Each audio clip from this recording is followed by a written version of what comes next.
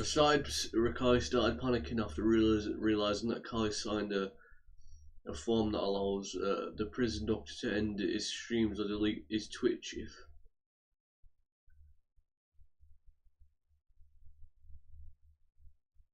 Really? I mean,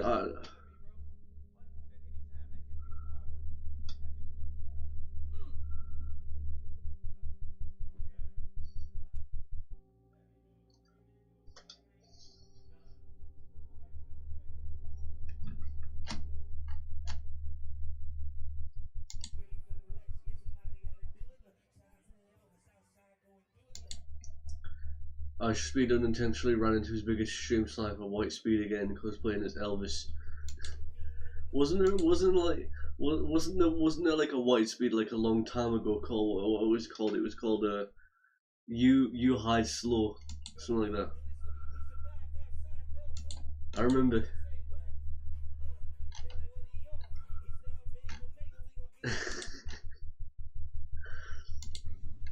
Lil Jit taught a real life lesson trying to go. Chase little bugs, nigga. A5 crib. Got cut, nigga. Got cut. A5 crib. It's just a little bug, nigga. On white tail crib. Nigga, I'm trapping, nigga. On 20 crib. Dragging bugs, nigga. All of it. Nigga, white tail crib. It's just a little bug, man. It's a little bug, man. Spit on bug, nigga. White tail crib. Finna take her to the hood, nigga. 20 lows, nigga. Little bug cut, I be popping it. On 20 crib, I just chase cut, nigga. A5 crib, nigga. Maybe it's a cheat. Yeah, where you from? Really?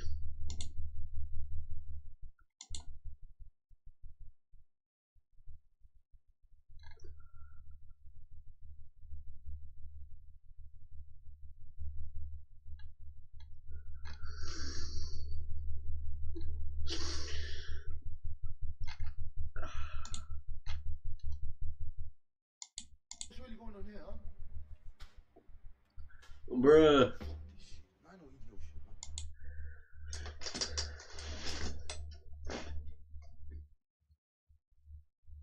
Wait, does it say EDL? Wait, hold on. So what's really going on here, huh? What's really going on here, huh? Oh, it says EDL. Wait, hold on.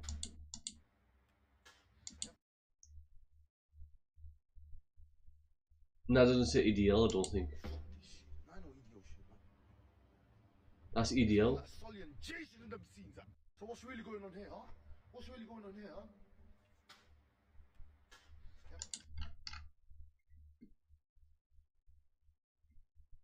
Alabama. Where are you from? I'm from Alabama.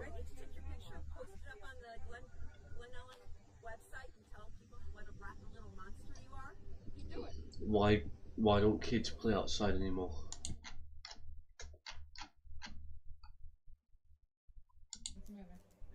She couldn't even walk straight when she got home. Brother witnessed it. What's wrong? You tell everybody. Tell everybody. Olivia fell out of the pool. Yes, we already know. Fell out of the pool. No, they brought out it all for putting ice on my leg. What, did like a high pool or something? I don't know.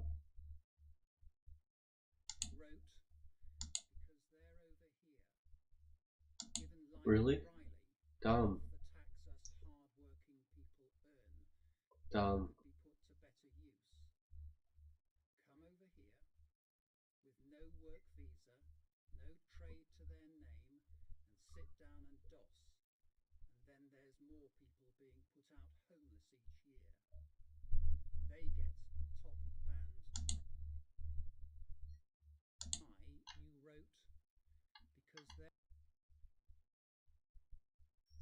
Posted racist comment on Facebook. 15 weeks in prison. Sold anti-immigration stickers. 24 months in prison.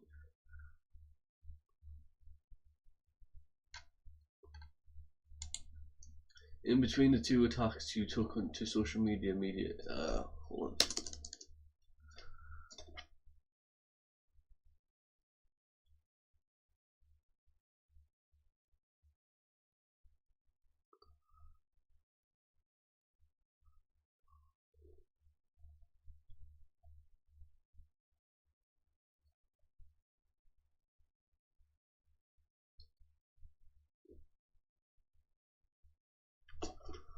in between the two attacks, you took to social media in order to encourage others towards participation in the attacks upon the hotel. In a post on Facebook, you wrote, "Every man and their dog should be smashing the F out of Britannia Hotel."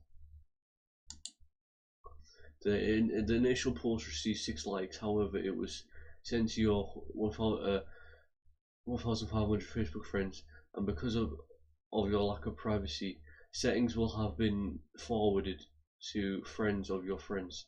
The message were therefore spread widely, which was plainly your intention. In response to a post questioning why, you wrote, "Because they're all over here giving life really off the tax was hard. Working people earn when it could be put to better use. Come on, over here with no work visa, no trade to their name, sit down and DOS." And then there's more people being put out homeless each year. They get top band priority on housing and many more other reasons.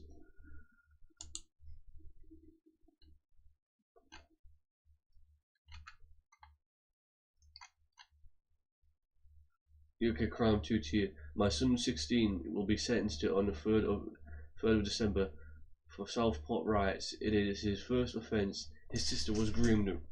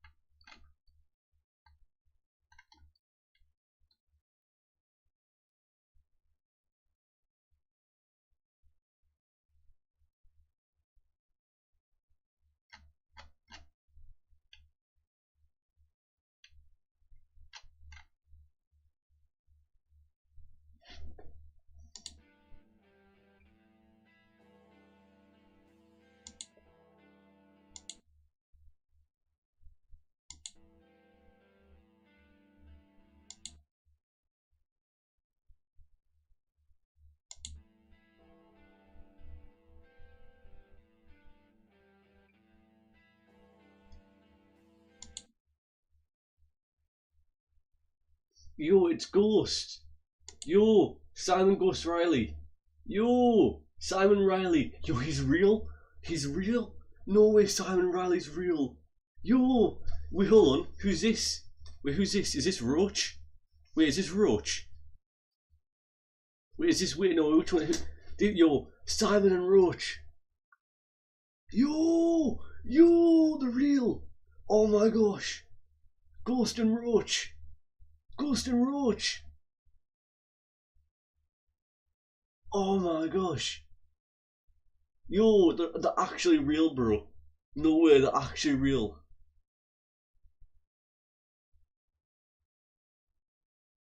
Oh my gosh. Yo, Simon and Roach. Ghost and Roach. Damn. Bro. Ghost and Roach.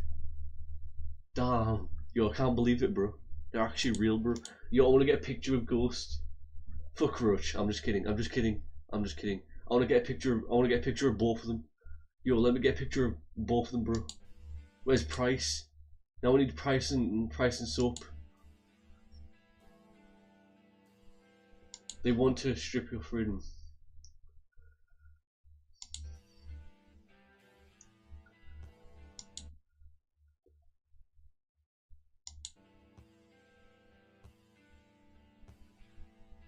Ghost, look how fucking cool he looks, man. Yo, what mission was this, bro? Yo, what mission was this, bro? Yo, what mission was this? I want to know what mission this was. Is this all gillied up with Ghost? This has to be all gillied up with Ghost. You're Roach and Ghost, or you know, no wait, in Modern Warfare 4. Modern Warfare 4 all gillied up with Ghost and Roach. Oh my gosh. All gillied up with Ghost and Roach in Modern Warfare 4.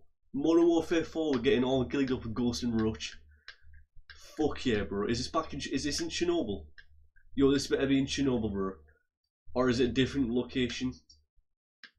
Yo, Modern Warfare 4, real life, all gillied up with Soap and Roach. Fuck yeah, bro.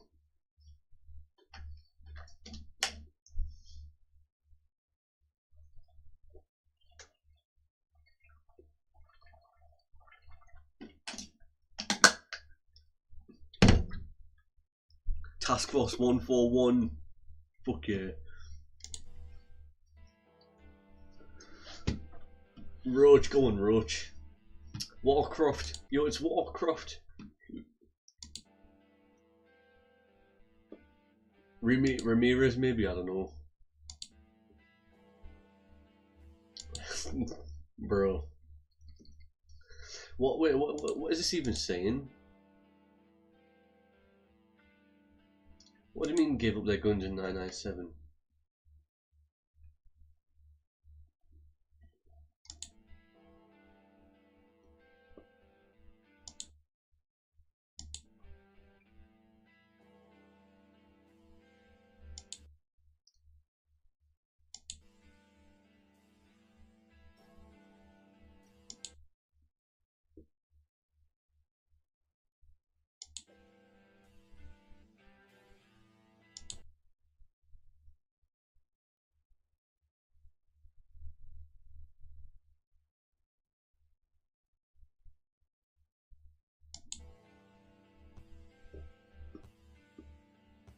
Bro, honestly, yo, Modern Warfare 4 looks sick.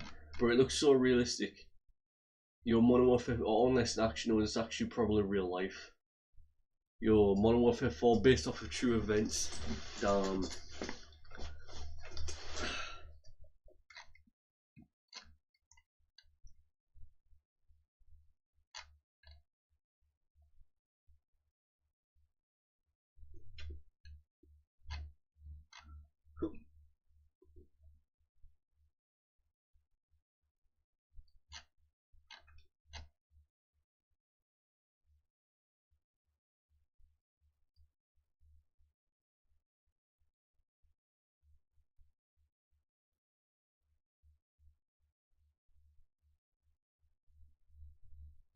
Monogamy. What's monogamy?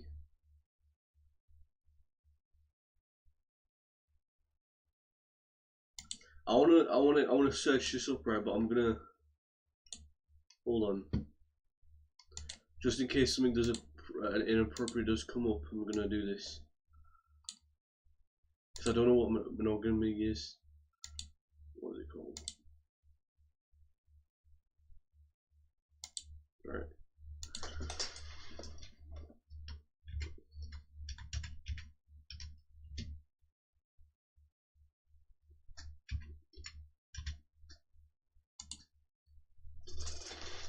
Right, the practice of state. Oh, okay.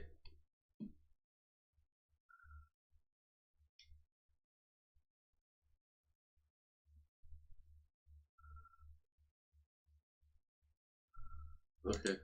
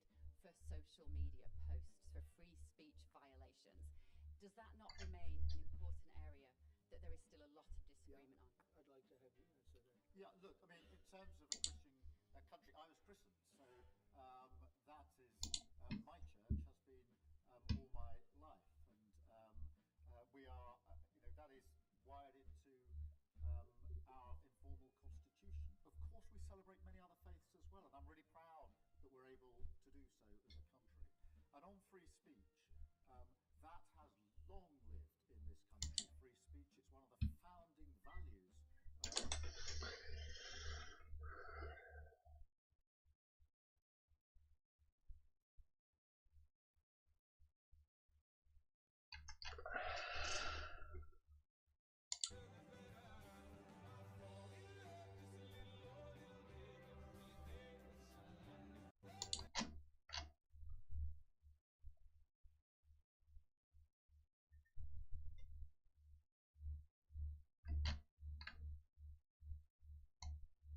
Bro, what's it? Hold on. What?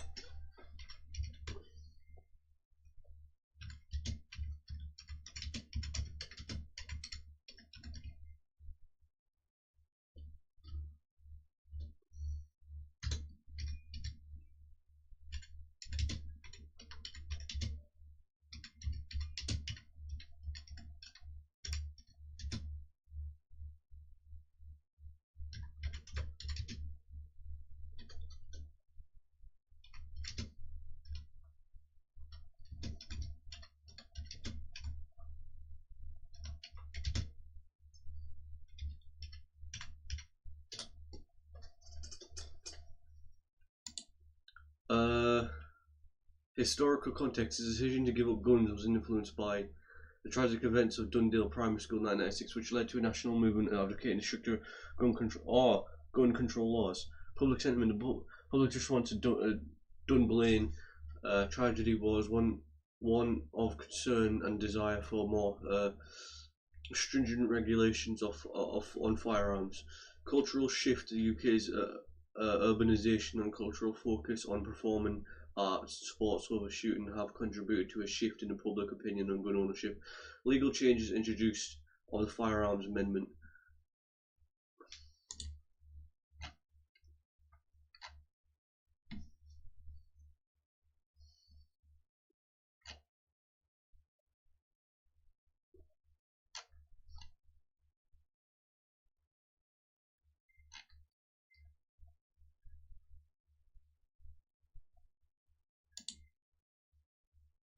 Wow.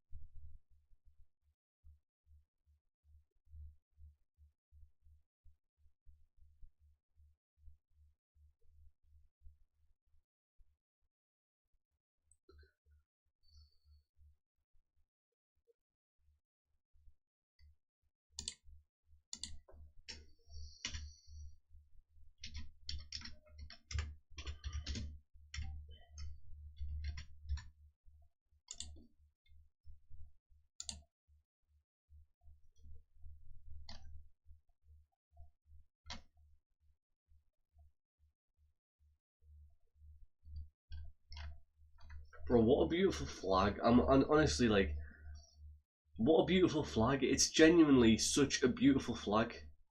It's simple, but it's beautiful, you know? It's simple, but it's beautiful, that's the thing. And do you know what would make it even nicer? Is if you could, like, if you got this right, if you got the blue right, expanded it, if you put like blue here, right, if you extended the blue out to like the middle, right, like down here, yeah, like down here, right, the blue all the way down to here, right, and all the way down to here, yeah, so like half blue, half red and white stripes, yeah, it would still look nice. It would still look nice, you know. But with, like, I mean, like with the stripes, right, but the stars in the corner, it's like it looks nice. It's simple, but it looks nice, you know. That's the thing.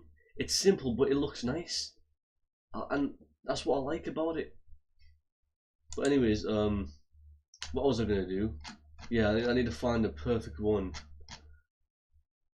Find the good one.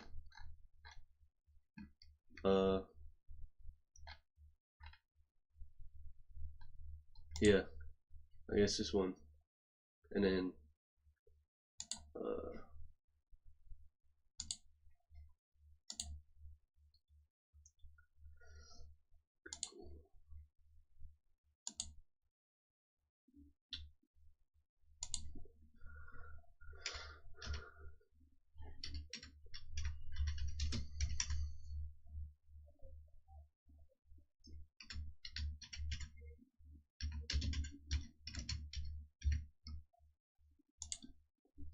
here we go.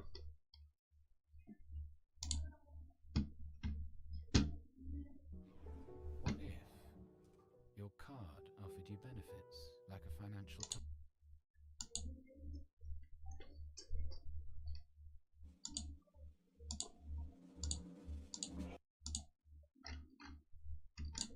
This one maybe? This one, I don't know, hold on, I need to find a good one. Wait. Oh, fuck it, just do this one.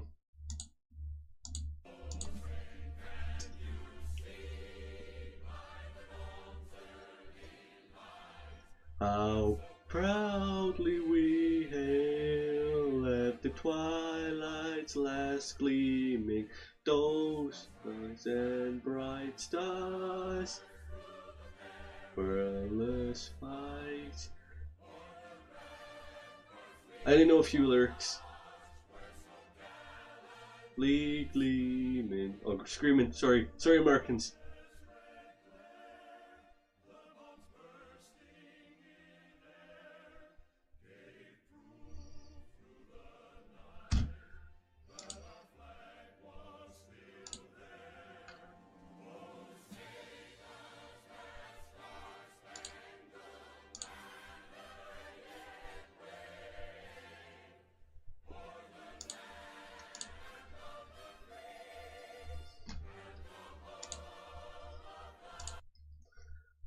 What this guy said though, bro, this guy... Hold on, last little bit, hold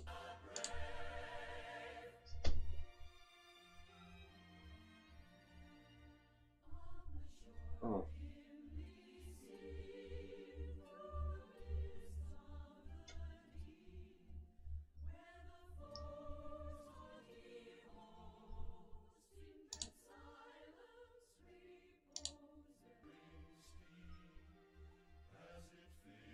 I don't want to get copyrighted, so yeah. I mean, this guy right here, yeah, he's not wrong, you know.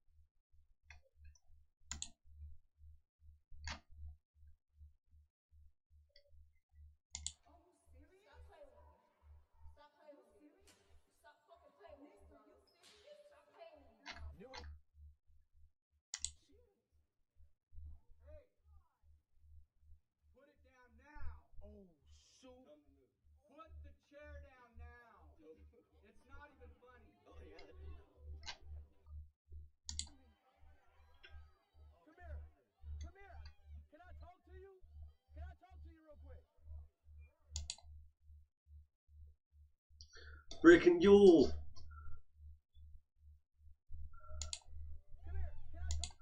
No way.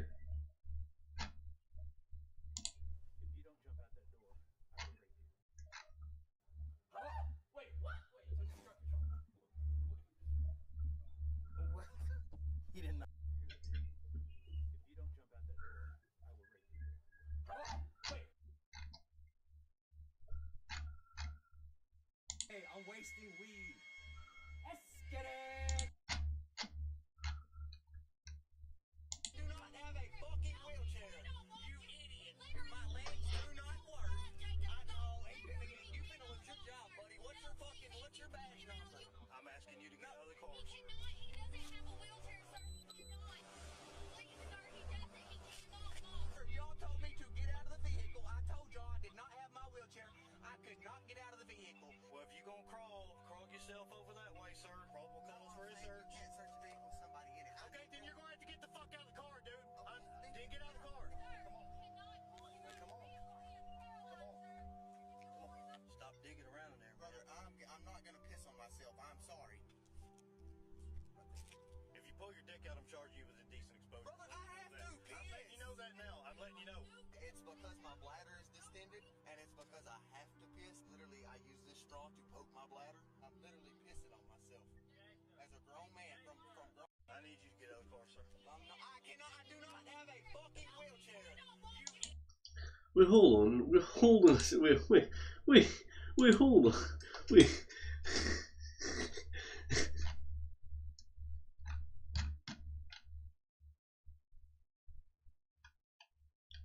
I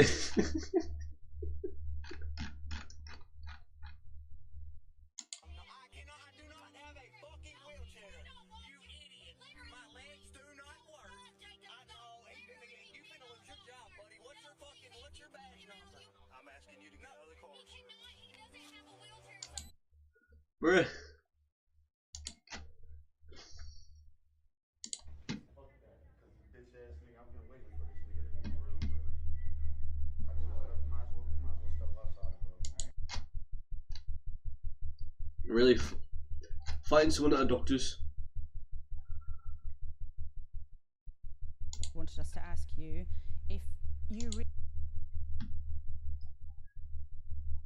and wanted us to ask this question. Ross Brown wanted us to ask you if you really believe that those profiting from human trafficking will think, oh dear, I have to check your digital ID now. I can't carry on paying you £1.50 an hour to work in my sweatshop. Absolutely convinced that amongst the reasons that people travel through France, which is a safe country, to come to the United Kingdom, amongst the reasons is because it's easier to work in our illegal economy than it is in other countries, and we have to deal with it. Bosses who are prepared.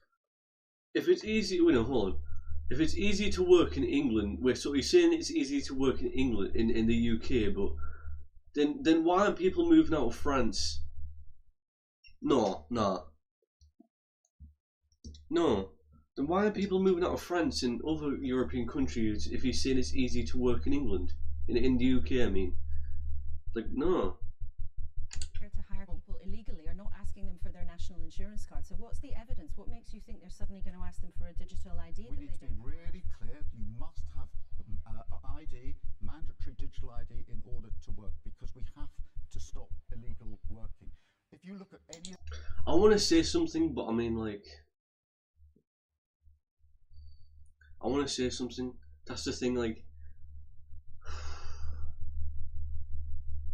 You know what? Fuck it.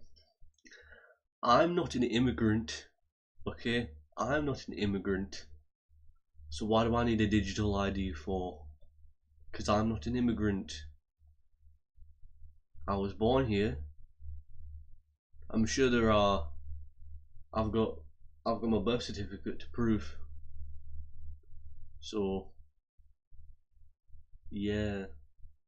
Why do I need a digital ID? If it's about the immigrants, then why does every British person need one? That makes no sense. Every British person needs one. It's like giving a virus to... It's like giving a... I know... if like someone has a cold, yeah, it's like everyone has to take paracetamol. Or someone's got a cold, everyone has to take paracetamol now, just in case you've got the cold. You know? Of the raids, we've massive...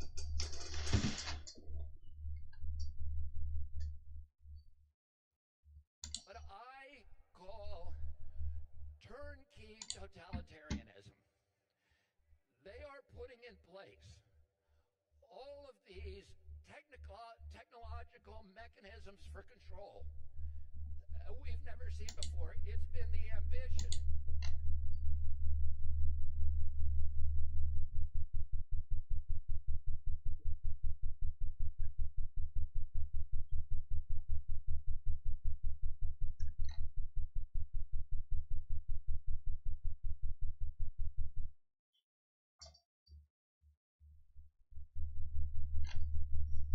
Through the perilous fight, how proudly we hail at the twilight's last gleaming.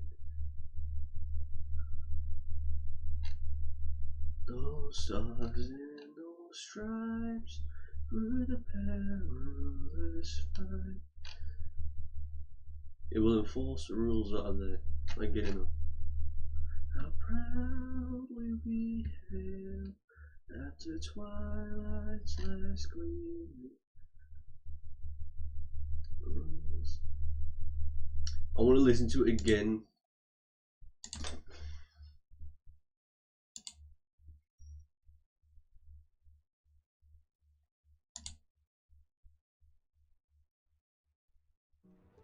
What if you could send money overseas in seconds?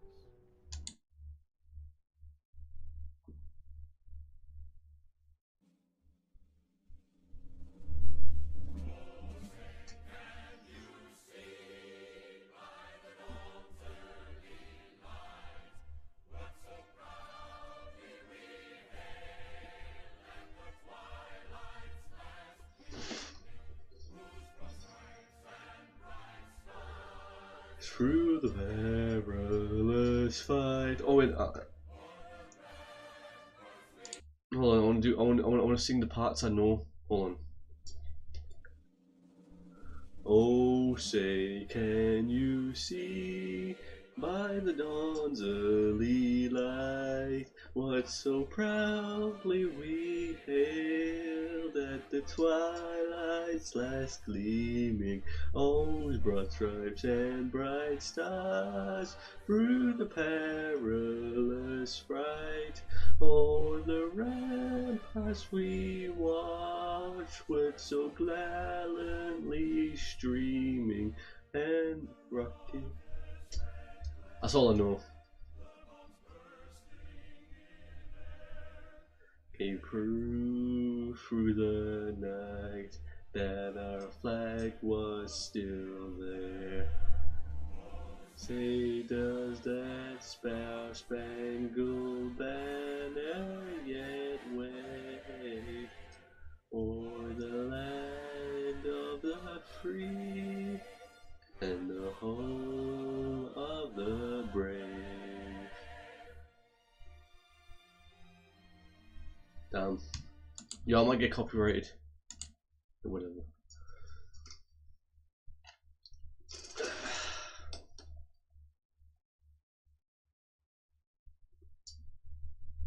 And this is what I'm saying, the fact that, like, why aren't people moving out of Europe into different parts of the country if it's easier to work in the UK? That makes no sense. You know what I'm saying? That makes no sense. No, they come because they give them.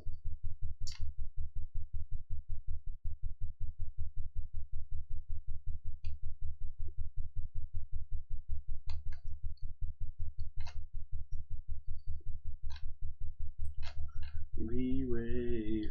You know, it's that, honestly, recently I've started taking a liking to America a lot more. It started like 3 months ago. You know what I'm saying? It started 3 months ago for me taking a liking to America a lot more. You know what I'm saying? I'm not saying I didn't like it before, maybe it's because like the guns, but I'm just saying like recently I've been like liking America a lot more, you know?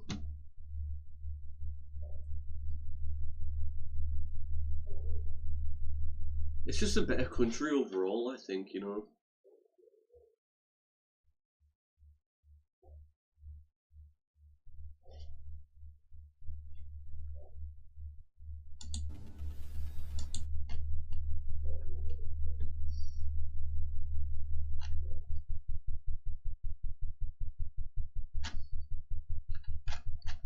How proudly we hail at the twilight's last gleaming. Bro, what's his name? I forgot his name. Not William Wallace. I'm talking about the actor. What's his name?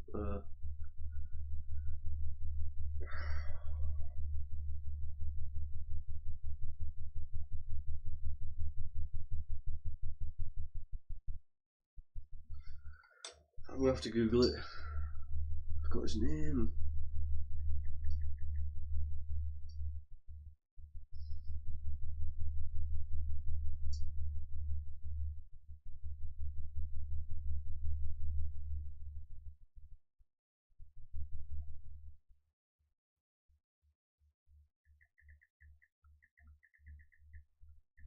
Mel Gibson, there we go. Boom. I didn't even finish it. I didn't even finish it yet. I put Passion of Christ. I didn't even finish it yet, and then it popped into my head. Mel Gibson. There we go. He played the Patriot, and two countries fighting for their independence. William Wallace, you know, the Scottish. He played William Wallace, and he played the Patriot. Two characters, yeah. Two people that I'm pretty sure existed in real life. No, William Wallace did exist in real life. I'm talking about the Patriot. I think I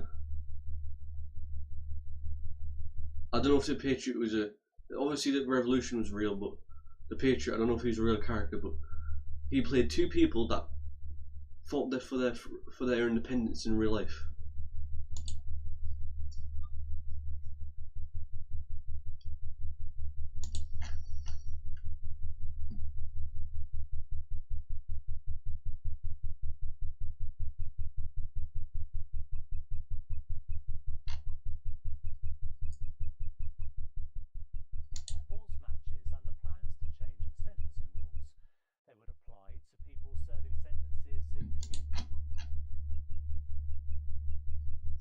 Imagine, if you will, a group of people that are so disgusting they have to make laws making it illegal to hate them.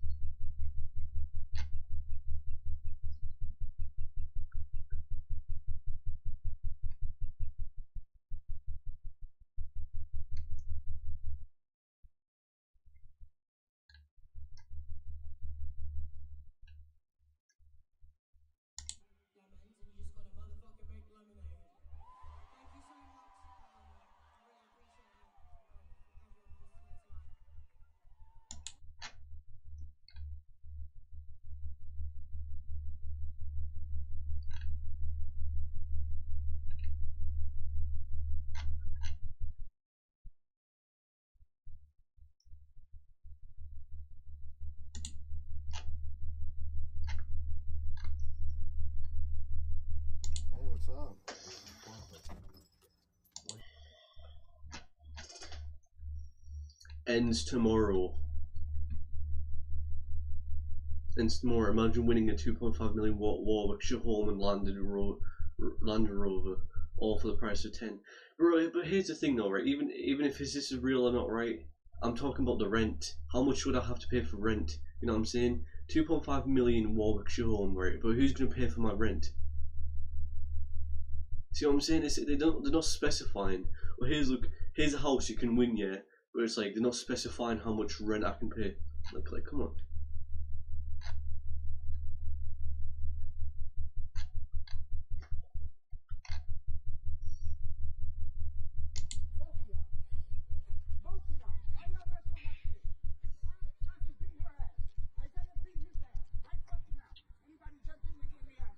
Is this Philadelphia?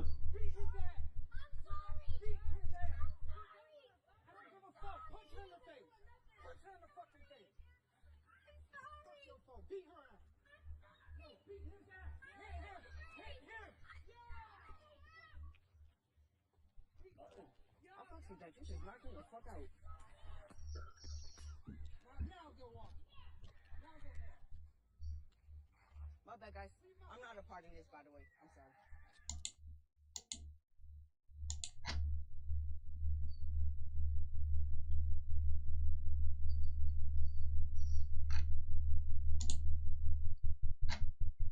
I just, even if the kids were bullying each other, I just can't stand it. I just can't bear to see a kid like that. I'm sorry, right?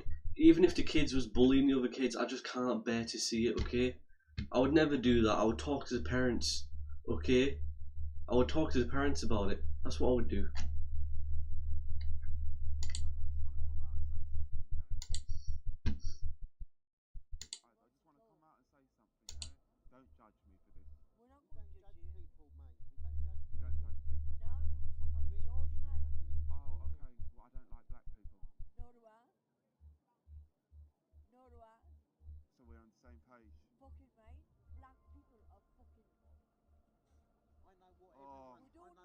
What would you do if you saw a black right now?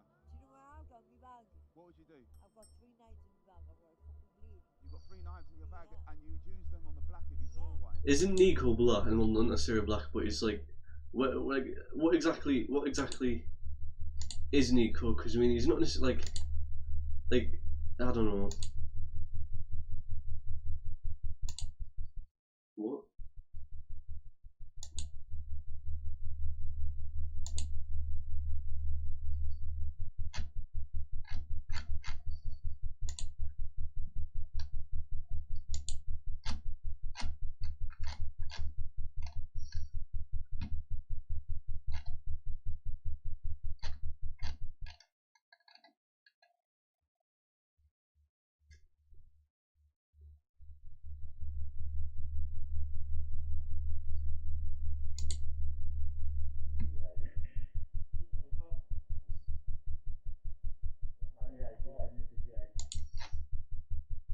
Fuck this bitch on the table right now.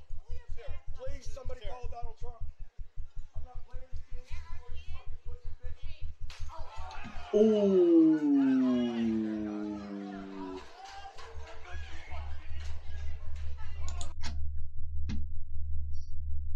Would be okay with killing babies in foster care and killing children that have been. We get abused every day. Today's no different. We get abused every day. Today's no different. Yeah, but you wouldn't get abused if you didn't have a fucking... Being called a cunt from a member of the public to a police officer who's just standing here doing a job, it's not very nice, is it? So if that makes you feel better about yourself, well done. He's Australian. Alright. Look at the bald fucking hairline on it. Alright. Take that hat off. Alright. You absolute fucking plum. Bro, what is his hairstyle, bro? What, you growing that to make up for the loss of hair on your head? Sure. There's no need to insult people. Bro, what's a hairstyle? You're a fucking plum. Take off his hat. Take off. No, tell him to take. I want to see. Yo, tell him to take off his hat. Tell him to take off his hat, bro. I want to see the hairstyle, bro. It's a proper Australian hairstyle, bro. The women's sticking up for you because you're an absolute fucking disgrace. We don't really need to insult people. I just don't need to engage with you. You're a fucking plum. Pathetic fucking moustache. I mean, you look like a fucking penis. Huh? Australian. He's still British anyways, you know, Australians are British, aren't they? Well, most of them.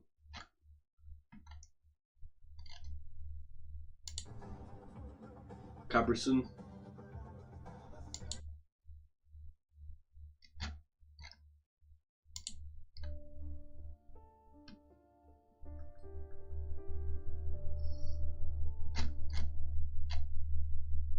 Oh, look at this.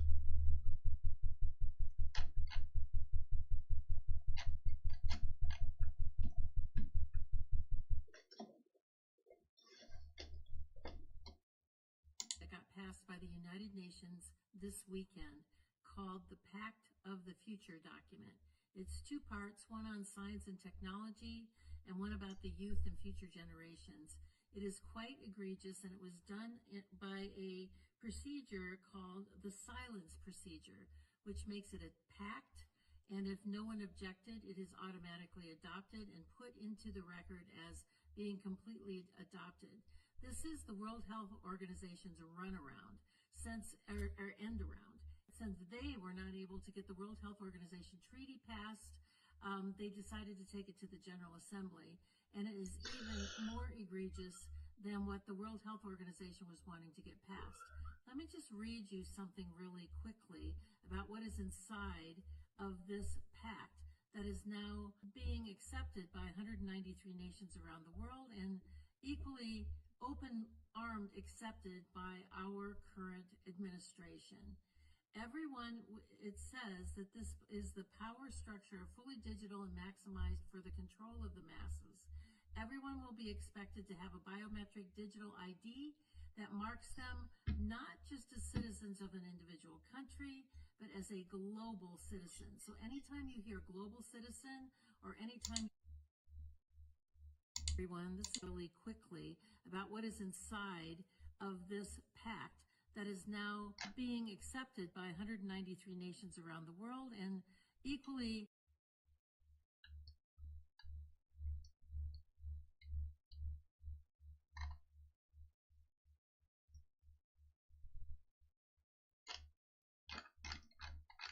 open-armed accepted by. Do you know what? It's such a shame, right?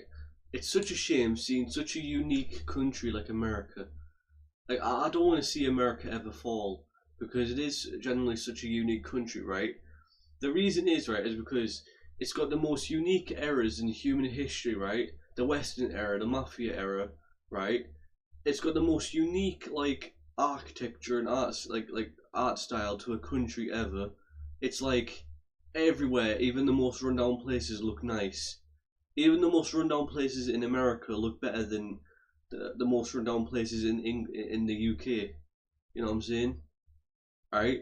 And it's just like they've got like this beautiful countryside, right? It's like there's so many things about America. It's not just those what I've mentioned, right? But so many things about America in general that make it such a unique country, which is why I don't want it to ever see it, like, you know, fall. I don't want to see a country like America ever, like, fall. You know, I think America should stand for freedom and also stand for being a good country, a safe haven for where people can go to. You know what I'm saying? Where people can. I think here's the thing though. Do you know the thing about America, right? Is I would have made it a little bit different, right? If it was made by me. You know what I'm saying? I would have made it in the Constitution. I would have made it where you have to be like a good government. If you're not making the country any better, you're out. You know what I'm saying? You can't spend years in office, make the country even worse, decline the country just by even worse, right? Or decline the country into the fucking ground. You know? That's what I would have done. You know, I would have made it. You have to be a good government. The country always has to be a good country, right? Etc. Etc. Right? I don't see why America just can't stand for freedom and also being a good country at the same time. Why can't they create a new constitution saying that if you're not making the country any better as a president or a politician, you're out? You know what I'm saying? You're out, right? The people can get you out. The citizens can get you out. If they want to vote you out, you have to go. You have to leave. You know what I'm saying? And if you refuse to leave, I assume the law can take you out. You know, the law can take you out, right? Not arrest you. I don't know. But that's what I would have done. You know what I'm saying? I think America would have been a way better country for years and years and years and years and years and years to come if I made America, you know. That's what I would have done. So, yeah. Lady, didn't your husband just get his face blown off like 2 seconds ago? And not to be insensitive about it, but everyone's thinking it. No one wants to be the asshole. No one wants to say it. Everyone's thinking it. Everyone was thinking it when she gave the first speech. Everyone was definitely thinking it at the memorial. Nobody wants to say it because it's inappropriate, it's insensitive. I am the troll, right? So I'll be the one to say it. I think it's super inappropriate. I think it's inappropriate. I think it's weird. It's bizarre. Something is off there, and I don't like it. But they're doing the Super Bowl commentators with the headsets on, doing a media table. They're selling merch, registering voters. They got pyrotechnics. Is this WrestleMania or is this a funeral? Like, what are we doing here? And then, the day after the funeral, I'm getting 500 texts and emails. Erica Kirk here. I miss him. Every time I blink, every beat of my heart. Make sure to donate. $5, $15, $25. It's like, okay. Then they're doing a show. Did you see the show today? And so prescient. I said it last night. I said, I'm getting like a fake vibe. I'm not... Something's off there. And people say, well, everybody grieves differently. Yeah, I don't know how much mileage we can get out of that one anymore. Something's not right there. Very bizarre, weird vibe there.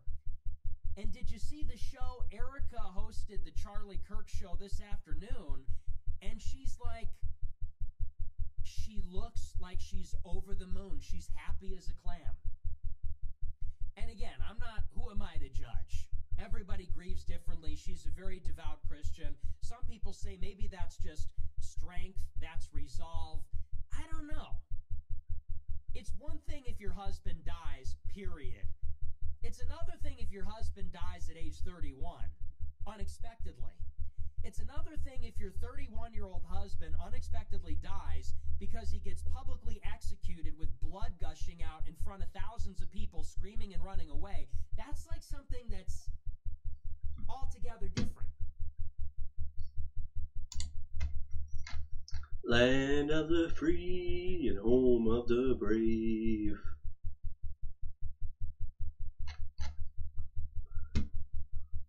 Bruh. How proudly we hail at the twilight's last gleaming, those bright stars. Those broad stripes and bright stars through the perilous fight.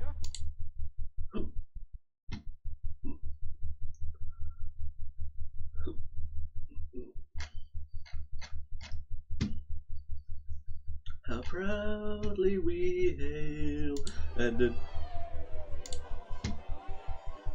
Hey.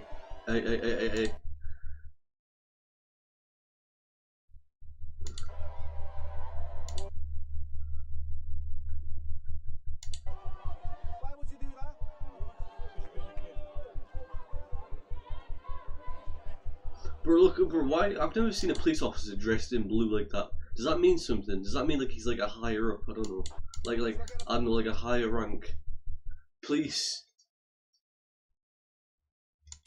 Liaison. I don't even know what liaison is. Yeah. 16 years old. You're Donald Trump.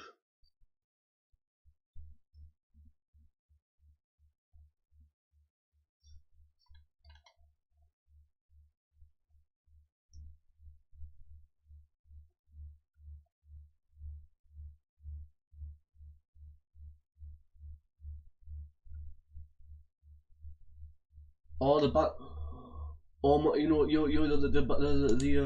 the what's it called? The bandolier, the carabiner, bro. Shit, carabiner. Bro,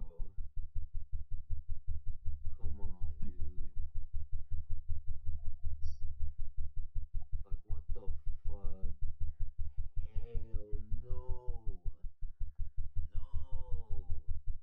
Like, bro, you could have. The flag that you've been carrying snatched out your hand by that police officer. Shocking, isn't it?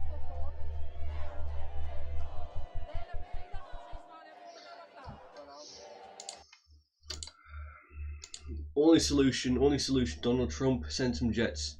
American freedom.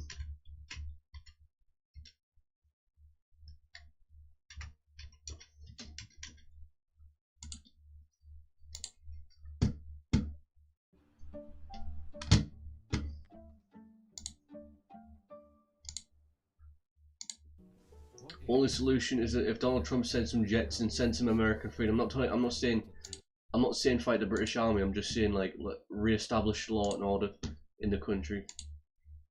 You know what I'm saying? Or whatever.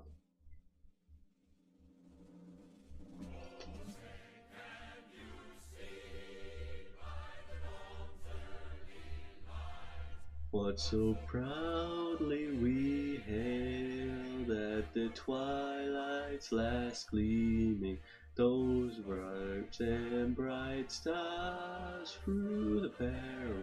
Didn't one of the forefathers say they will never like Britain until we rule over them? Forefather said something like that, didn't they? I don't know.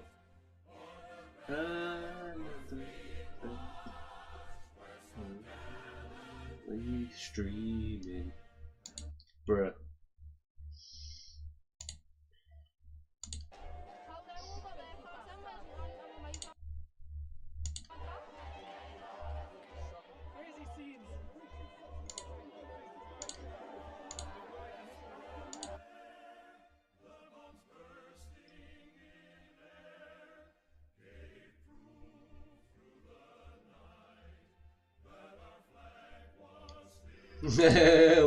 Lol, hold on, sorry, that was accidental. I didn't mean that. That was funny during, like, whatever.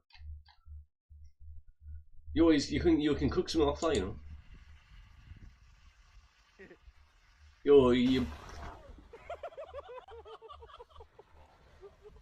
Oh my god.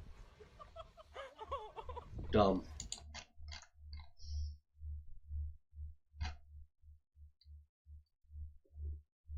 Oh, bless her.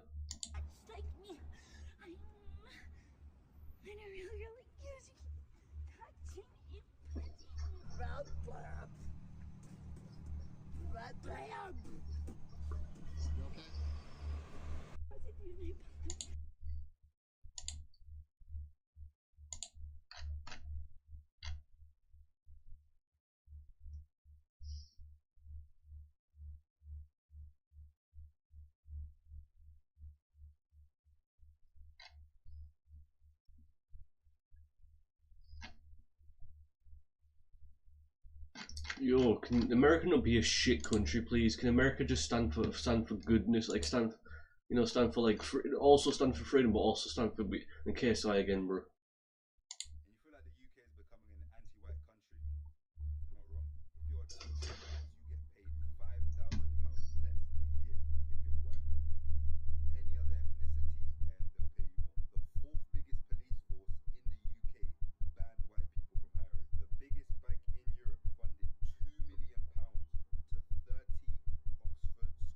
Honestly, I really don't want America to fall. I seriously don't.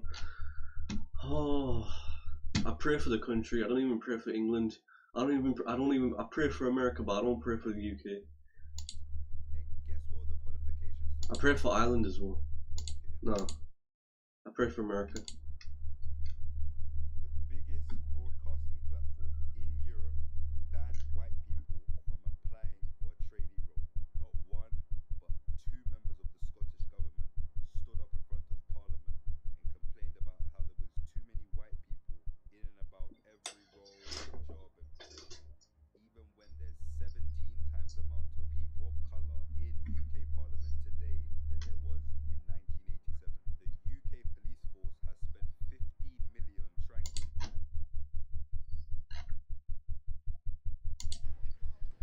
Yo.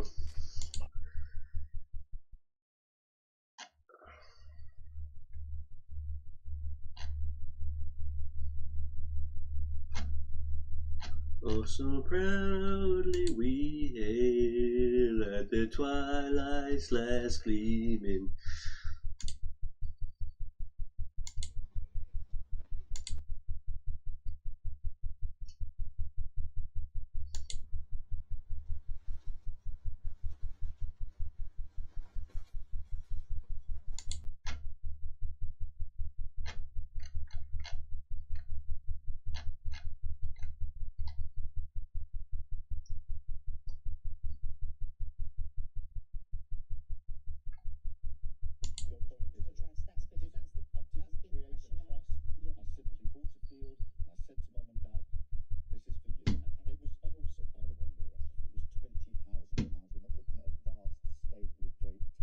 Yanks Sports. The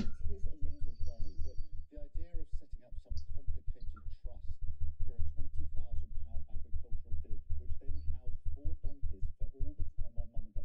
It was that my mum, she was able to, they had a little outhouse at the edge of the field, and she was able, in the end, to see the donkeys. And my dad built a little sort of porchway so he could wheel the wheelchair out so she could touch the donkeys. That's what it was for, and I gave it to them. I had enough money at the time because I was a lawyer. It was a gift to my mum and dad. And that's now on the record. You did not put it in trust, and that's not been on the record. Tesco, yay.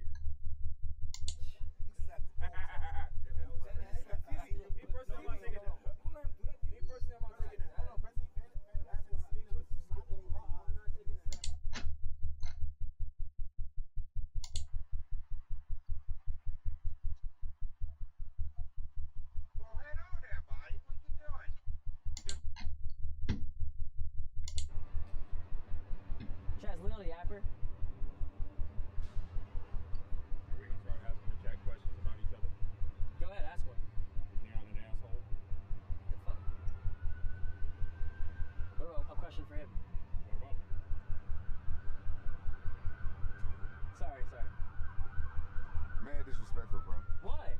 Yeah. Everything about that is disrespectful. How? I'm not. I don't mean for it to go in your face. You're not even smoking a fucking cigarette. Why are you doing what you're doing?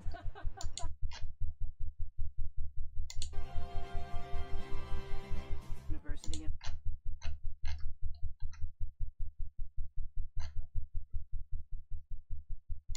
So you need to unlock the door? When did I slap him?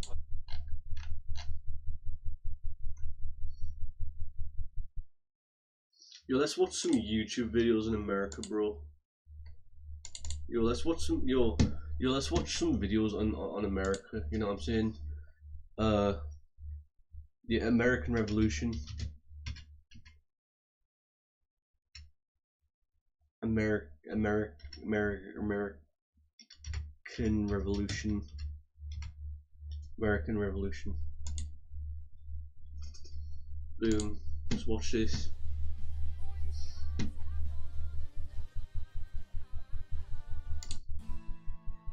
Holy smokes. Christopher Columbus, that is no way to address the King and Queen of Spain. What is wrong with you? Okay. Wasn't he Italian though? Wasn't he Italian? I'm pretty sure he's Italian, right? Not Spanish. India, right? And the Earth is round, right? So I'm thinking we should Yes. sail the No, I don't know. around the planet, right? I don't know. So I set sail, right?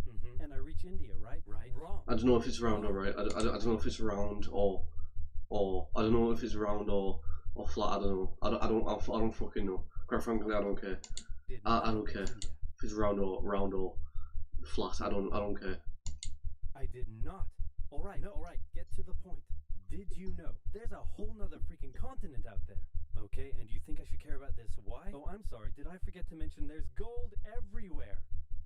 Gold? The land of the brave and home of the Columbus landed in free. Central America in October 1492, and he had the time of his life. And by that I mean he went on a huge theft and murder spree. He stole gold, jewelry, people, and a hammock. And then he returned to show off all of his riches, including a few previously undiscovered items such as tobacco, the pineapple, turkeys, and a hammock. Now I know what you're thinking, but oversimplified, Columbus didn't discover America, the Vikings did. And you'd be partially right. In the 11th century, Leif Erikson was the first European to land in America. But hey, if you love Vikings so much, then why don't you check out today's sponsor? Vikings War of Clans is a mobile game that was inspired by the famous strategy and RPG games of the 90s like Age of Empires and Civilization. Do you like building cities, collecting resources, training armies, joining a clan and going to war? Then my friends, Vikings War of Clans is for you. And what makes its world so addictive is that more than 20 million online players are constantly changing the way the game evolves by never-ending fighting over resources, forging How the CIA found Osama bin Laden. Support my channel by downloading Vikings for the Vikings clan under my nickname. It claimed quite a lot of land, including through a couple hammock fight. Now where was I? Oh yeah, Columbus, time of his life, hammock. And suddenly the race was on to explore and conquer the new Bro, it was like so many see, it's like so many countries, bro, like Spain, France, Spain, France, Britain, and it seems as if the red X wasn't in this one. I only recently found out earlier it was St. Patrick's cross for Ireland, you know, the red X, St. Patrick's cross for Ireland. It's a good thing that's not in there. And then also the Dutch, the Netherlands, you know, Dutch Vanderland. Because he has a plan, you know, Dutch Vanderland back at it again, bro. Is that the land territory, bro? Bro, this is, bro, no, actually Red Dead Redemption takes place down here, actually. It takes place like here, it takes place like here. That's where it pretty much takes place, is like here.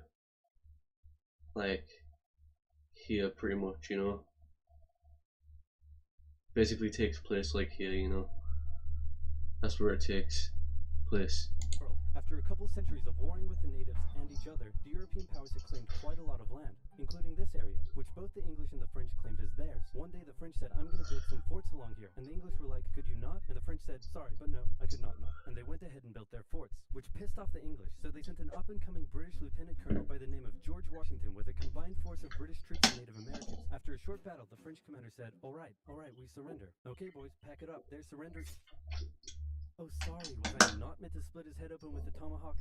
Don't worry, it's not like this will start a 7-year-long major. Sorry, alright, George Washington with a forts, and the English area, which both the English and the French claimed as theirs. One day the French said, I'm going to build some forts along here, and the English were like, could you not? And the French said, sorry, but no, I could not. And they went ahead and built their forts, which pissed off the English, so they sent an up-and-coming British lieutenant colonel by the name of George Washington with a combined force of British troops and Native Americans. After a short battle, the French commander said, alright, we surrender. Okay, boys, pack it up. There's surrender. Oh, sorry, was I not meant to split his head open with a tomahawk?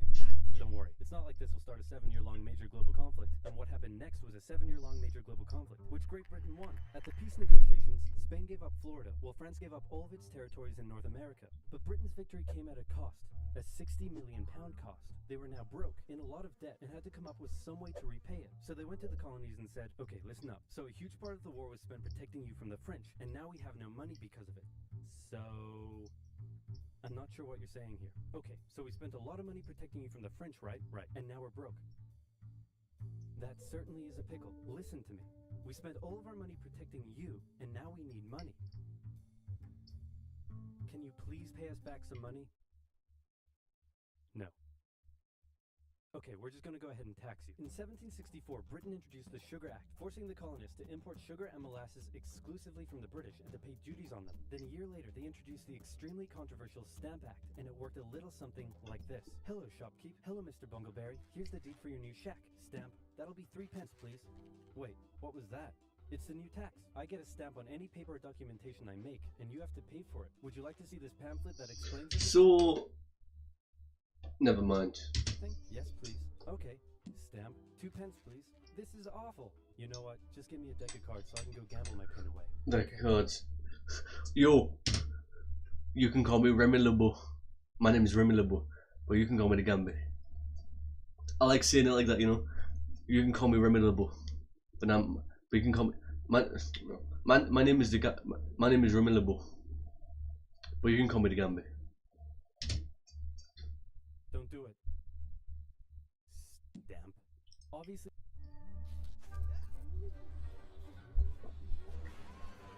Harry Potter, bro.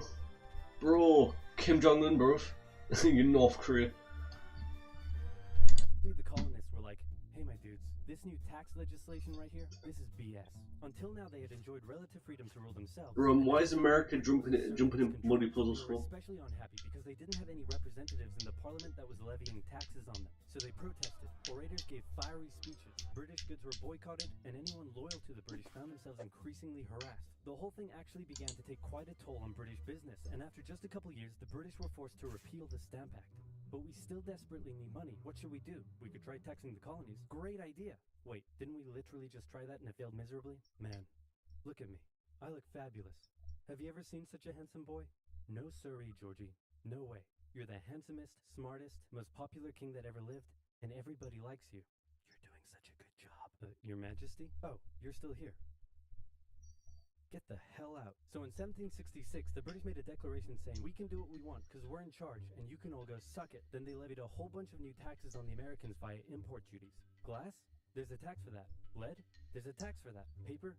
Tea? Oil?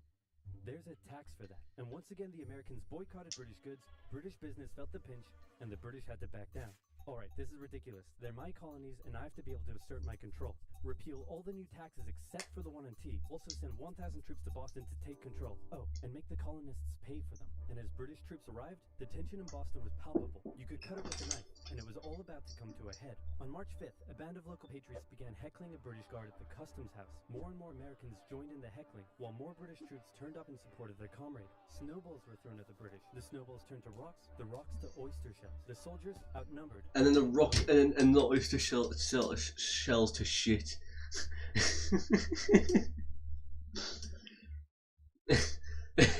It went from rocks to fucking stones with shit. Yeah. Thing leads to another, and you can see where this is going.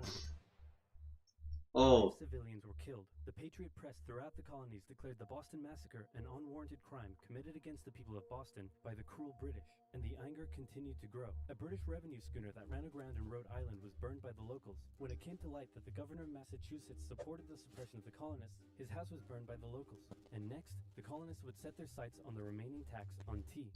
On December 16th, 1773, a band of patriots known as the Sons of Liberty disguised themselves as Native Americans, marched down to Boston Harbor, boarded a British merchant ship loaded with tea, and in front of thousands of spectators, threw nearly 10,000 pounds worth of tea overboard.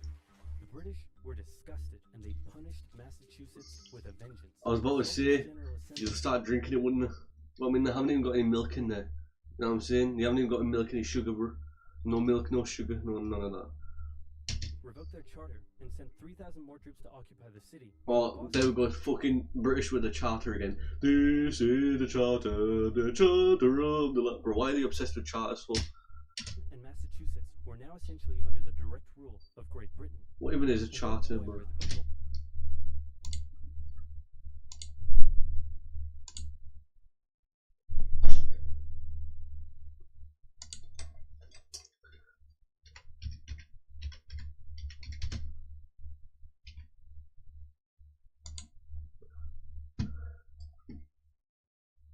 Oh, I can't bother. Wait.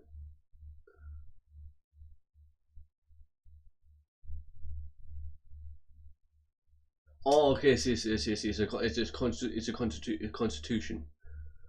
Constitution. Okay, I see. The other colonies saw what was happening and worried they might be next, so they called a brain trust to decide what to do.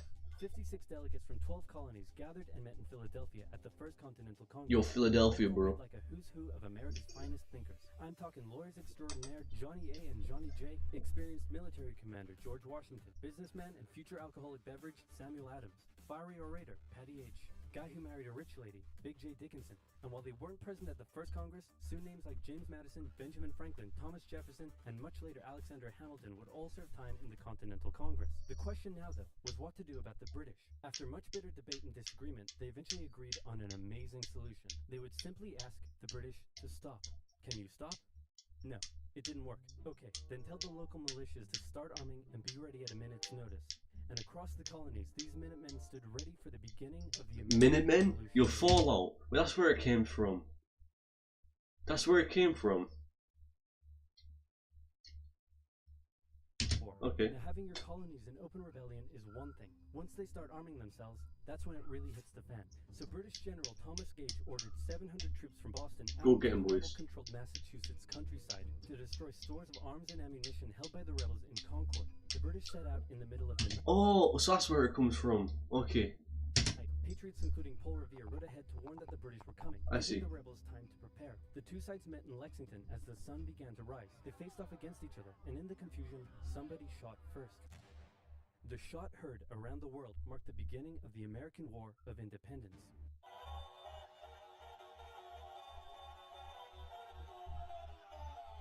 The rebels were outnumbered and had to fall back to Concord as the British split up to search for rebel supplies. However, more and more Patriot rebels kept showing up, and this time it was the British who were outnumbered as more fighting kicked off in Concord. The most professional army in the world was forced to flee back to Boston at the hands of local, poorly trained militiamen. And all along the British route back to Boston, Patriot rebels continued. They retreat by average citizens, bro. Citizens literally made them retreat. Like, bro. Like, what? Citizens literally made them retreat. British. When the British reached Boston, the rebel militias surrounded them. Boston and the British were now under siege as small-landed naval skirmishes continued around the city. And the British would suffer another embarrassing blow, this time in upstate New York. Colonel Benedict Arnold concocted a plan to take the British stronghold Fort Ticonderoga, which held a large amount of guns and ammunition.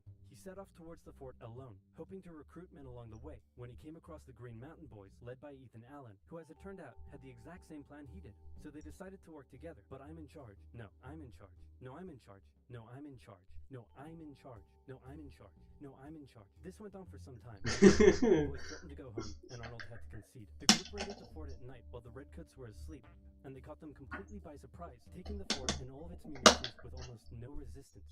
Wow, great job, Ethan. Very impressive. By the way, what happened to that other guy we sent to take the fort?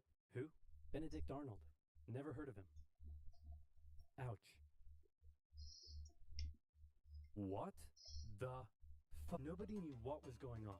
The colonies were in open rebellion, and for now, they even seemed to be winning. So King George fired General Gage, replaced him with General William Howe, and ordered the rebellion to How is he going to do it? immediately. I don't know how. They're definitely going to retaliate for all of this. So Ha ha ha ha ha. Ha ha, very funny. Unfunny joke. we should probably put together a proper army. First, we need to pick a commander-in-chief, and I think we can all agree that that job should go to the man, the myth, the legend, George Washington. My friends, I am humbled and honored that you would consider me for such an important role. I did not expect for this. All right, you've been showing up in a military uniform every day for the last 10 months. We all know you wanted this, so cut the crap, George. Dude.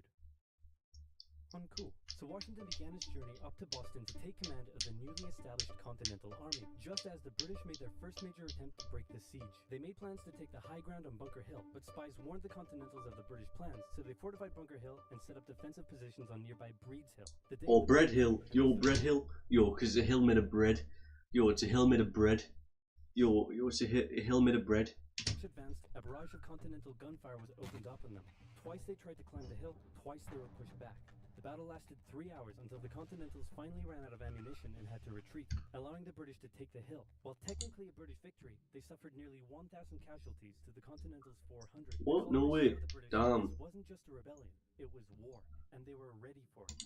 But one thing they weren't sure about was why they were fighting. While some radicals were starting to throw around the I word, most hoped to eventually repair their relationship with Great Britain. So they sent a letter to King George saying, "Hey man, looks like things aren't going your way. Remove the taxes and let's be friends? I'm gonna kick your ass." Send that to the colonies. Your Majesty, your handwriting is terrible. Are you sure? What did he actually say though? What does it say? He's gonna lick my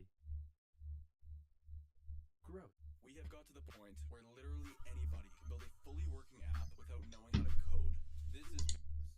So for the remainder of the year, small engagements continued to occur around the colonies. The British burned down the towns of Falmouth, Massachusetts and Norfolk, Virginia as revenge for earlier anti-British incidents. These actions played right into the hands of Patriot propaganda. Overseas, the British were seen as brutes, and the French and Spanish would soon begin sending supplies to the rebel cause. During this time, there was also minor fighting going on between Patriot and Loyalist militias in the southern colonies. Benedict Arnold was still on a mission to win some personal glory for himself, so he headed up an attempt to invade Canada in a two-pronged attack. The Continentals managed to capture some British forts and the city of Montreal, but a harsh snowstorm with some smallpox on the side saw them defeated and pushed back at Quebec City, and they were forced to retreat all the way to Fort Ticonderoga. Speaking of which, remember all those guns and ammunition? Well, this guy's got a plan for what to do with them. Bro, who's that? To drag 100. Remember all those guns and ammunition? Well, this guy... Bro, what the fuck is that? Henry VIII's grandson or something, I don't know. Henry Knox. Damn. That's some dude, bro. Uses oxen to drag 120,000 pounds of artillery for 2 months through the harsh Oxen. 300 miles all the way to Washington and his Continental Army surrounding Boston. Boom. Washington's got himself some big guns, which is fortunate because up until now his army had been suffering through the cold winter, not knowing when the siege would end. Now they could make a move. Washington wanted to launch a full assault on the city, but his junior officers felt the British were too fortified, and to his credit, Washington was great at hearing and taking on board the ideas of others. Instead, the Continentals worked through the night setting the guns up on Dorchester Heights, overlooking the city, and when dawn broke and the British saw the guns, they knew they were toast. Their positions were completely exposed. It was checkmate. They had no choice but to abandon the city. 120 ships carried 9,000 redcoats and 2,000 loyalists away to an unknown fate, and Washington had his first victory of the war. Washington then moved his army to New York, knowing that when the British returned, they would probably land there. In the meantime, a friendly-looking old man by the name of Thomas Paine had written and published a pamphlet called Common Sense, in which he advocated for total independence from Great Britain. It spread across the colonies like wildfire, and to this day remains the best-selling title in America. It was read aloud in taverns and meeting halls, and brought the idea of independence into the mainstream. Congress began to seriously consider the idea. Thomas Jefferson was selected to write up an official Declaration of Independence, and he went hard, writing that all men are created equal, with certain inalienable rights, including life, liberty, and the pursuit of happiness. Of course, Jefferson had over 100 slaves, but we don't have to talk about that. On the 2nd of July, Congress voted unanimously in favor of independence, and John Adams declared that the 2nd of July would go down as the most remembered day in American history. Then a couple days later, independence actually came into effect. The United States of America was born. There was no turning back now. The Americans tore down a statue of King George in New York and melted him down into 42,000 musket balls. Wow. To the British, it was treason, and if the king had his way, Washington and all of Congress would be hung. Speaking of the British, guess who's back? The king sent an intimidating force of 130 warships and 25,000 men to New York. Washington knew that taking on the most powerful military in the world wouldn't be easy. The British set up camp on Staten Island as the Americans dug into defensive positions around Brooklyn Heights, waiting for an attack to come. But the British just waited, wearing down their opponent's nerve while building their own strength. At one point, they launched a big scary artillery barrage and then said, you know, if I was you right now, I'd probably sue for peace. But Washington told them to shove it. The Americans kept holding out for what was coming, and when they finally hit, they hit hard. 15,000 British troops approached the American position, and the two sides fired on each other in massive rows. But what the Americans didn't realize was they were only fighting a decoy. The main British force was going around to flank the Americans from behind, and when they arrived, they inflicted heavy casualties. The Americans panicked and retreated back to Brooklyn Heights, where they then found themselves trapped between the British army and the river. It looked as though the war was already lost, but luckily, instead of attacking, the British decided to dig in for a siege, and then a thick fog set in, allowing Washington's army to escape across the river unimpeded. The British continued to chase and engage the Americans at Manhattan, and the Americans suffered defeat after defeat after defeat. It was a disaster. Washington's leadership was called into question, as thousands of American POWs were left to rot as traitors. Washington's army fled through New Jersey all the way down to Pennsylvania. Rarely had an army been so badly beaten, yet survived to fight another day. Part 2. This game, you're not ready for. This video was made possible by Brilliant. Math and science done right. Keep watching until the end of the video to learn how you can get 20% off the annual premium subscription. Troops' morale was low, some just up and left. Washington needed to do something, anything to restore faith in the revolution. The British had spread throughout New Jersey and settled in for a winter of drinking cider and partying hard. Nobody expected an attack in the winter, so Washington started making plans for an attack in the winter. The British had hired a large force of Hessian mercenaries from the German states of Hesse-Kassel and Hesse-Hanau to fight the rebels. It was these mercenaries that were stationed across the Delaware River from Washington. You're Poland. There were more Hessian reinforcements incoming, but they made an unscheduled stop because their commander got thirsty. No, not that kind of thirsty. That kind of thirsty. It was Christmas Eve with a blizzard outside when Washington's You're the Polish. defenses were down, and he decided to attack. He The Polish came to help. the icy Delaware River with 2,400 men and marched 9 miles to Trenton, where he caught the Hessian forces completely off guard. After a short but fierce battle, the Hessians surrendered in droves. It was a much Yo, the Polish surrendered that easy? not only to the British, but to Americans across the colonies. The war was far from lost. General Cornwallis led the British forces south to counterattack the Americans, but in a series of battles, Washington's defensive positioning and flanking maneuvers defeated the British 3 times in 10 days, and the British decided to abandon southern New Jersey for the rest of the winter. Washington finally set up a winter camp in Morristown, but for the Americans, there was much less partying than the British. Elsewhere, the British had taken Newport, Rhode Island, because it was a good naval base. In the south, they failed to take Charleston, South Carolina, which left British loyalists unsupported and vulnerable to more harassment and even mass expulsion. Congress sent Benjamin Franklin to France on a mission to convince them to join the war, and while the French generally loved any opportunity to hoodwink the Brits, they didn't want to join unless it was a sure win. So for now, Franklin spent his days chilling out and chasing tail. The British Parliament couldn't believe the war wasn't over yet, and the pressure was on to end it. So the British came up with a plan. General Burgoyne in Montreal and General William Howe in New York would advance through the Hudson Valley and meet in the middle, splitting the colonies in two, and thus screwing over the American communication lines. Burgoyne began his movement south, and after taking Fort Ticonderoga quite easily, he then came across heavy American... I like the name though, Ticonderoga. Dingle-dongle, asking if he'd be showing up anytime soon. Meanwhile, Howard completely abandoned the plan and gone for all-out personal glory by capturing the American capital, Philadelphia. He defeated Washington and his army at Brandywine Creek by using the old hit him with a decoy and flank him from behind tactic, and Philadelphia was now in British hands, forcing Congress to escape to York. But Burgoyne was left on his own to face the ever-increasing American force in Saratoga. American General Horatio Gates teamed up with our old friend Benedict Arnold to deal one final blow to Burgoyne's army. Arnold wanted to take the fight to the British, but Gates wanted to wait for the British to come to them. After a heated debate, Gates, the senior officer, told Arnold to go to his room, but Arnold defied his orders, and at the Battle of Bemis Heights he charged at the British and obliterated them. Great job, Horatio. By the way, what happened to that other guy who was in Saratoga? Who? Benedict Arnold. Never heard of him. Ouch. Hey George, didn't I do a great job? Taking Philadelphia and all? Didn't I? You're fired. Both Burgoyne and Howe returned to Great Britain, leaving British General Henry Clinton to take charge of the war. And the war was about to take a nasty turn, because with the victory at Saratoga, the French were finally ready to join the Americans. Alright, Benny, we're in. Hey, isn't this kind of funny? You know, because you're a republic trying to overthrow an absolute monarchy, and I'm an absolute monarchy helping you? Like, could you imagine if your revolution inspired my people to revolt against me, and then they imprisoned me and all my family, and they chopped all of our heads off? Could you imagine? The French Revolution happened. For now in America, winter was here once again, which meant yet more disease, more starvation, and even a little mutiny. After losing Philadelphia, Washington's job was again on the line, but suddenly, a Prussian guy with a very fancy name, hired by Benjamin Franklin, Prussian, showed up out yo. of nowhere and said, hey, Dutch Van Allen, bro. Saying he's got a plane. You're Dutch Van Allen, bro. It's been here the whole time. Train them he did. They learned how to shoot accurately, how to march in formation, where to poop and where not to, and strict punishments were handed out to any who didn't comply. Washington's army came out of the winter in 1778 a new and improved force, ready to take Philadelphia back from the British. In the end, though, they didn't have to. With the French entry into the war, the British ordered General Clinton to evacuate Philadelphia and consolidate all of the British forces in New York. So Washington sent Benedict Arnold to reoccupy and secure the city as he pursued the British through New Jersey on land, eventually finding a good opportunity to attack at Monmouth Courthouse. The battle took place on a sweltering hot summer's day, and as many soldiers died from heat stroke as they did from battle. In the end, after some incompetence/borderline treason from Washington's second in command, it was a draw. And in this war, a draw is kind of a victory for the Americans. Next up, let's talk about this guy. This is John Paul Jones. John Paul Jones is handsome, Scottish, and absolutely insane. When the war first broke out, everyone was like, how did the colonies expect to stand up to the might of the British Navy with their meager fleet of converted merchantmen? Yep, try telling that to John Paul Jones. This guy sailed to the British Isles, somehow captured a British ship off the coast of Ireland, and brought it back to France. Then he returned, attacking more ships, raiding towns, and evading capture the entire time. These are basically pirate tactics.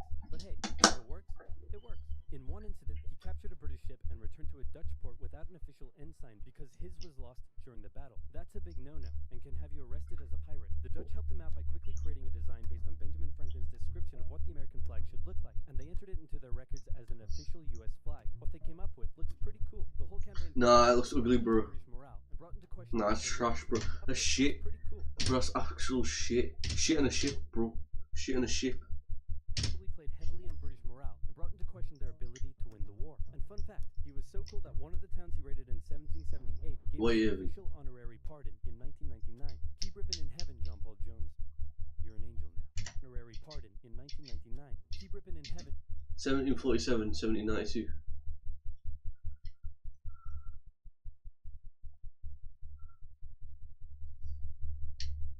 John Paul Jones, you're an angel now. What the Continental Navy was lacking in resources, though, the French entry into the war made up for. The French began with naval skirmishes in the English Channel, and they sent a large fleet to America, although it sustained a lot of damage in a storm off Rhode Island. The Americans were hoping for a bigger commitment from the French, so John Adams went to France to help Benjamin Franklin continue negotiations. Oh good, you're finally here. Check this out. Hey ladies, I'd like to fly you like a kite, because you're electrifying. Isn't this great? Is this what you've been doing? Yeah, why? We were sent here on a diplomatic mission to secure military... Worst wingman... I don't make movies that matter. Ever. But the American Americans would get some more help. The Dutch provided aid, although they never formed an official alliance. More significantly, though, the Spanish, who had already been providing aid, officially joined the war in June 1779. They would provide support in the Midwest and the Gulf Coast, campaigns that heavily impacted the Native American tribes in those areas. Both sides actually enlisted the help of Native American tribes throughout the war, sometimes even pitting those tribes against each other. In the summer of 1779, after a series of raids against the Americans by the Iroquois, Washington organized an expedition that burned down more than 40 villages, forcing the tribes to relocate to Canada for British protection. And another group that shouldn't go unmentioned were African Americans, both free and enslaved. They joined both sides of the war, hoping to gain their freedom. But afterwards, many were simply returned to slavery, particularly those who had fought for the Americans. Despite owning slaves himself, Jefferson had written a condemnation of slavery in the Declaration of Independence, but out of fear of offending the Southern colonies, this was removed from the final draft. For the same reason, the American Army stopped enlisting African American men in 1775, a policy that Washington, a slave owner himself, supported, but they were forced to reverse the policy after the British promised freedom to any slaves who joined them. In general, yo, what kind of name is Lafayette? Yeti, bro, what the fuck? Bro, is it like some Yeti, bro, some snow, bro? Suffered mistreatment and discrimination in their new lives. Lafayette, bro, fuck. Flipping Laffy Taffy, whatever. Having a good time, partying down with, and even marrying a member of the Philadelphia. Peggy Shipping. The same elite that had partied down with the British when they controlled the city. And suddenly, the people of Philadelphia, including the state governor, started accusing Arnold of having pro-British sentiments. To keep the people happy, Washington wrote a letter rebuking Arnold, calling his conduct imprudent and improper, and that was too many ouchies for Benedict Arnold to handle. He asked Washington to put him in charge of the fort at West Point. Then he contacted the British, offering to hand the plans of the fort over to them and join their side. Our good friend Benedict Arnold is our good friend no more. Luckily, the treasonous plans were discovered on a captured British officer, but Arnold managed to escape before he was arrested. As a British brigadier general, he would go on to lead raids against American cities, most notably his raid of Richmond, Virginia in 1781. His betrayal shook George Washington, who had once again set up camp at Morristown. His leadership somehow held the Continental Army together through the Bro, why did he betray them? war. We're entering 1780, and Parliament was hopping mad that the war still wasn't over. The British debt was soaring, and despite taking parts of Massachusetts in late 1779, the North was in a stalemate, so the British decided to make a major shift in strategy to the south, an economically rich area with a higher level of support for the British, or so the British thought. A year earlier, they had captured the underdefended city of Savannah, Georgia easily, and a joint American-French counter-siege failed. Now, they laid siege to Charleston, South Carolina. It fell within months, with thousands of American troops surrendering to the British, a costly defeat. The British quickly moved to take control, and they sent stereotypical Hollywood villain with a British accent Bannister the Butcher Tarleton into the backcountry, where he hunted down rebels and destroyed them with ruthless brutality. The British presence also inspired local loyalist militias in the backcountry to rise up against their persecutors. The British really seemed to be onto something with their new strategy, and the ball was very much in Washington's court. I'm gonna send my most loyal general, Nathaniel Greene, to the south to stop the British. Gonna have to overrule you there, George. We're sending hero of Saratoga and your biggest rival, Horatio Gates. Watch this, George. I'm gonna save the day again. Everybody will love me, and I'm gonna get your job. Here I go. And he got into one battle with Cornwallis, got annihilated, and ran away. Hello, hello, lol. Knew the British outnumbered his own forces and wouldn't be defeated with conventional tactics, so he had to Yo, his name's literally Cornwallis, bro. Yo, Cornwall, bro. Literally Cornwall, bro. Kind of like two random objects, bro. Cornwalls. His name's Cornwallis. Cornwall is who is, bro. Cornwall is what? A cunt. Look at me. And then they went running in two different directions. Cornwallis sent Tarleton after Morgan, and he caught up with him at Cowpens. Morgan, Arthur Morgan. Yo, Arthur Morgan, bro. Arthur Morgan. Bigger and better equipped army, much heavier and slower than Greene's quick and mobile troops. Greene led Cornwallis further and further from Yo, Americans could do parkour. the Dan River in Virginia, picked up some reinforcements, and turned back to face the now exhausted British. At the Battle of Guilford Courthouse, the two sides engaged in vicious close combat. Cornwallis, fearing loss, fired Yo, Cornwallis, bro. Cornwall is a cunt. Bro, the bro is literally he was born with that name as well. He was born with whatever. Quarter of his men in the fight, so it felt much more like a British defeat. At this point, both sides desperately needed something to happen soon to end the fighting. The British were running out of money, while the Americans were again facing mutinies as the men went without pay or even basic living needs. Fortunately, the French were now showing up in greater numbers and were ready to fight. After his encounter with Greene, Cornwallis decided the only way to win the South was to first prevent the Southern Continental Army from using Virginia as a supply base. So he abandoned the Carolinas, moving to Wilmington and on to Yorktown, a position the British believed would be easy to supply and support. On his march to Yorktown, he raided many farms, stealing horses and supplies from the locals, but also freeing thousands of slaves, many of whom joined him. The French saw Cornwallis's new position as an opportunity to land a decisive blow on the British. Washington wanted to attack Clinton in New York, but the French said it was a really dumb idea. And to be fair, it was. Instead, Washington sent out fake dispatches to make it look like they would attack Clinton, but secretly their combined force marched all the way down to Virginia. A large French fleet under the command of Comte de Grasse arrived and successfully cleared the British Navy out of the Chesapeake Bay. The combined land and naval forces then laid siege to Cornwallis's army in Yorktown. The American and French forces tightened in around the city, raining artillery down on Cornwallis, who desperately appealed to Clinton for aid, but Clinton was unusually chilled out about the whole thing. Cornwallis held out for nearly a month before he had no choice but to surrender. Over 7,000 British troops were captured, a crushing defeat, and with that, Parliament had reached the end of its rope. The war just wasn't worth it, and it needed to end now. The British still held New York, Charleston, and Savannah, but fighting between the two sides mostly ceased as peace negotiations opened up in Paris. The resulting treaty in 1783... Take the L. Britain takes the L, haha. Britain takes the L. Bro, they all do Fortnite emotes on them, bro. Fortnite literal. Your Fortnite emotes, like literal Fortnite, like like flipping, like, what's it called, like building and all that on the British, you know what I'm saying, like Fortnite emotes, trick shotting the British and stuff. Soil, recognize U.S. independence and cede territory up to the Mississippi River. In return, the Americans agreed to pay any debt still owed to Britain. Mrs. Pitt, are you from Mississippi? Because you're the only Mrs. Pitt I'd sippy. Not funny. Loyal to the crown. The Spanish got Florida, while the French got an economic crisis that led to its own revolution a decade later. See, look, their own revolution happened. Farewell by saying, I most devoutly wish that your latter days may be as prosperous and happy as your former ones have been glorious and honorable. He hoped to live out the rest of his days in peace, but unfortunately for him, former ones have been glorious and Oh, look at him. Oh, look at him. He's sad. Oh, look at him. Look at him, really sad. Bless him. He hoped to live out the rest of his days in peace, but unhappy, wishing his men farewell by saying, I most devoutly wish that your latter days may be as prosperous and happy as your former ones have been glorious and honorable. He hoped to live out the rest of his days in peace, but unfortunately for him, a number of people wanted him to be the first leader of the new country, and by a number of people, I mean literally everyone. Download the epic online action game War Thunder and brighten your day with thrilling battles. It's not just a game.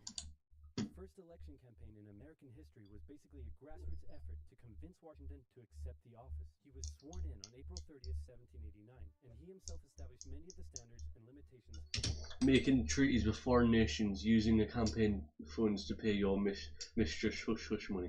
Hush money.